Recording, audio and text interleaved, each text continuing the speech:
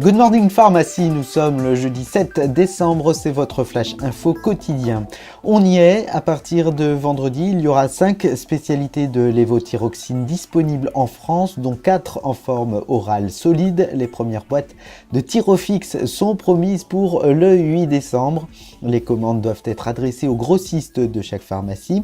Dans un premier temps, seuls les petits dosages à 25 et 50 microgrammes en boîte de 30 seront proposés. La distribution sera contingentée. Attention, les comprimés de Thyrofix ne sont pas sécables. Les dosages à 75 et 100 microgrammes devraient arriver plus tard, vers le 13 décembre. Quant aux boîtes de 100, il faudra attendre le 19 décembre pour leur mise à disposition.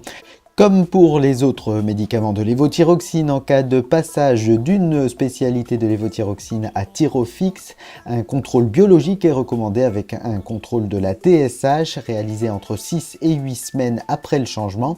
La NSM précise par ailleurs qu'un approvisionnement supplémentaire en Euthyrox est prévu pour mi-décembre, la semaine prochaine normalement. Des tensions d'approvisionnement sont signalées pour les solutions injectables de xylocaïne adrénaline. Les deux dosages à 10 et 20 mg par millilitre de lidocaïne sont concernés.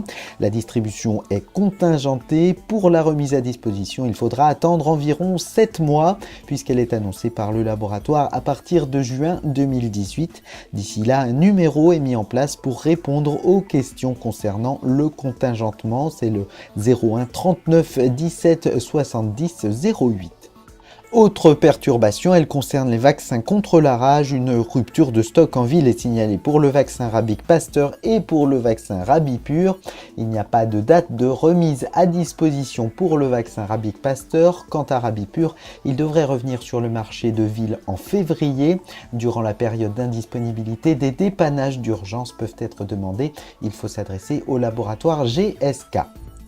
Une nouvelle précaution d'emploi chez les patients sous cladribine, plus connu en ville sous le nom Litac. Des cas de leucoencéphalopathie multifocale progressive, des LEMP, ont été rapportés chez des patients traités par ces médicaments.